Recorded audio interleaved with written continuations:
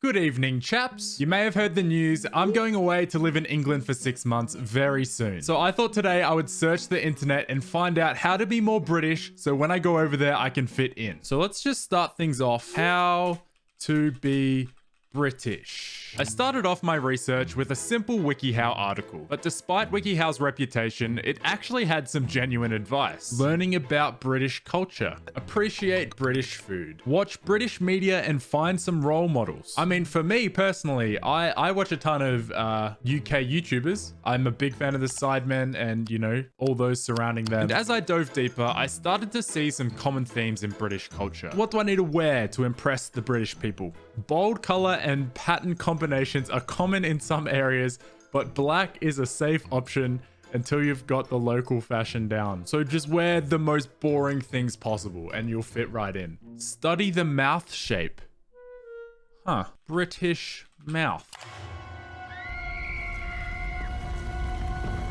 Alright, this is one thing I haven't really gotten about the English vocabulary. They call their pants trousers and their underwear pants, but doesn't that word come from the word underpants? So their underpants are just pants, but their pants are the underpants. So does that mean that your trousers are overpants? And would that then make them overpants underpants? And then I started picking up on things that could make me more British. Okay, now we're getting into some specifics. Say I fancy instead of I want. I fancy a chicken Nando's, I do say, my good sir. And now with a basic understanding of what it means to be British, I wanted to take what I'd learned and use it elsewhere. Here's the first thing you need to do. British people love talking about the weather. We're obsessed. Oh, I fancy the weather in it. I fancy that weather. Nailed it. In Britain, we love drinking tea. I have never drank tea in my life. Why am I going to England? In fact, a cup of tea can solve pretty much any problem that you have. Oh no. Oh, my arm is broken. Oh, here's a cup of tea. Here's a cup of tea. This joke sucks. And then we have a few slang words for tea. So a cuppa. Now that's innovative. A cuppa. I've never heard of that one before. Now I'm a bit disappointed. I came here for a bit of slang and he gave me one slang word. It's time to learn some British slang, I think. Bagsy. Bagsy, when you're tired, it's like drowsy, you're bagsy. If you've heard the expression shotgun, then it's a similar thing in English. You say bag. The next expression is bits and bobs. Bits and bobs, that is obviously just, you know, popping down to the shops. I don't know if they say poppin'. Do they say poppin' in English? I'm going to go down to the store and pick up some bits and bobs. The next one is budge up. Budge up.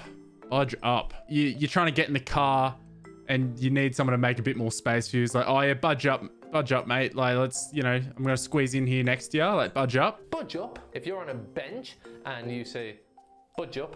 Nice one. 10 ways to be a little more British every day. Be over polite. Get serious about tea. Adjust your sense of humor. Remember to keep a stiff upper lip. Oh, okay. Don't show any emotions. Oh, don't worry. I'm a male, so I haven't showed an emotion my entire life. Become a regular at the pub, oi. Biz. Get into football. Look, I can say I've never really been all that into football, but I am keen to go watch a game like in person. I feel like it's going to be a sick experience. Keep up with the royal family. All right, look, this is something I refuse to do. The Queen is dead. I am convinced the Queen is dead. They are just not telling you the Queen is dead because without the Queen, who really cares about the royal family? When was the last time you saw the Queen alive? Don't be afraid to swear frequently. Complain about American chocolate. That's oddly specific. Get creative with a deep fryer. And of course, the most important thing I need to find out before I go over to England is how to properly insult someone. The top 50 most beautiful British insults. Tosser. Wanker. Lost the plot. You've lost the plot, you tosser wanker. Nailed it. Daft cow. Dodgy. Or you're proper dodgy in it. Gormless. Manky. Minger. Minger. Muppet. Muppet's good. Naff. Nutter. Pikey. Pillock, plonker, scrubber. What is a scrubber? A nicer way to say slag. Oh, I'm starting to realize that British people have a lot of ways to be horrible to women. And now that I've learned all this British slang, I can be just like my hero, KSI. And speaking of KSI, I have Prime. That's right, here I've got KSI and Logan Paul's sports hydration drink here in Australia, and I'm about to try it for the very first time. So I've got 4 of the 6 available flavors. We've got blue raspberry, grape, lemon lime, and orange. And I don't want to waste too much time talking about it. Let's just get straight into it and let's try some of these out. Oh yeah, fresh bottle. First sip of Prime. Okay, that has way more flavor than I was expecting. Yeah, this is way sweeter than I thought it would be. Okay, this is gonna sound weird, but there's these vitamin C chewable tablets I take, which are orange flavored, and they taste like exactly like this. So in a way, I think it might even be a little too sweet for my liking. I don't know if I would want to drink a whole bottle of this, but it is nice. Next, let's follow that up with some lemon lime. All right, here goes. Again, this is way sweeter than I thought it would be. Yeah, all the promotion for this drink, they say it's super low on calories, but somehow it still tastes like incredibly sweet, which makes me worried. Like, is this stuff actually good for you or what? That is, wow, okay. Now, this one I'm a little worried about. I've heard mixed reviews on this one. I've heard it's quite polarizing. You either like it or you don't. So let's see which party I belong to. Oh God, that is, again, crazy sweet. Now, if you're an Australian, this tastes exactly like grape Hubba Bubba, but to an extreme. Look, this drink was originally made in the US, I'm pretty sure. And I can tell by how it tastes because it's so sweet. And like none of our drinks over here in Australia, at least, are this sweet, really. Like comparing this to our Gatorades and our Powerades, like this is like crazy sweet. But yeah, grape flavor, I don't know if I'm a fan. It's just too much, too strong for me. And now for the final flavor that I have for today, we've got the blue raspberry. Ooh. I mean, I feel like I'm gonna say the same thing for every one of these. Again, very sweet and not really a flavor I'm familiar with, blue raspberry. So I don't know if I actually expected it to taste like this. You know what? It is good though. It is damn good. All right, so now that I've tried all 4 of these flavors, I'm gonna try them all again quickly and rank them, which ones I like from best to worst out of these 4. And surprisingly, I don't think it's gonna go the way I thought it first would.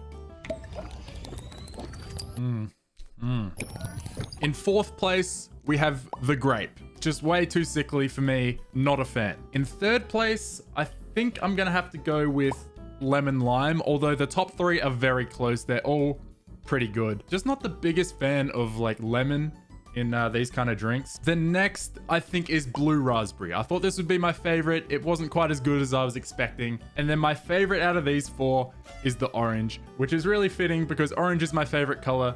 And now it's my favorite drink. I didn't think trying these drinks would be a good enough video on its own, so I just thought I would chuck it in here since it kind of fits, I guess. So now I've got a taste of what it's like to be British. There's one final thing I have to do to properly understand UK humor, and that's react to some British TikToks. When your nan is basically David Attenborough.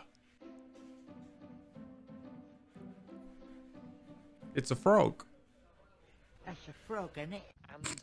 I mean, I knew it was coming, but just that British innit made it so much funnier than I was expecting. That's a frog, innit? It's a frog, innit?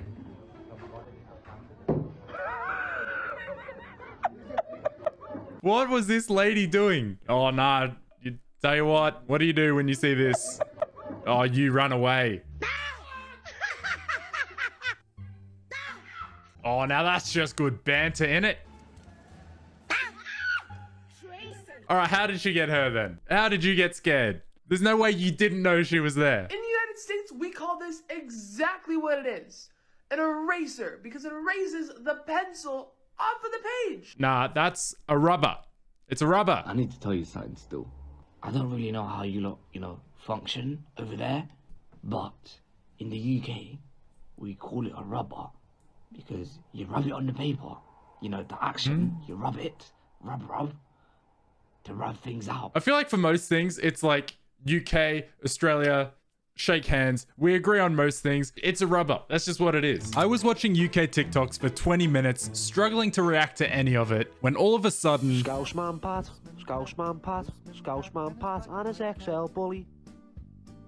Early in the morning, rolls a MVP1, then goes down to Nabsies for the scrum. Yeah, right. Yeah, at this point, yeah, I'm truly lost in the UK TikToks. I have no clue what's going on. Okay, well, that concludes my deep dive on the internet on how to be more British. And I don't feel any more prepared. Anyway, next time you see me on this channel, I'll be on my way to England. So I'll see you then. All right, I have to turn the camera off. Goodbye.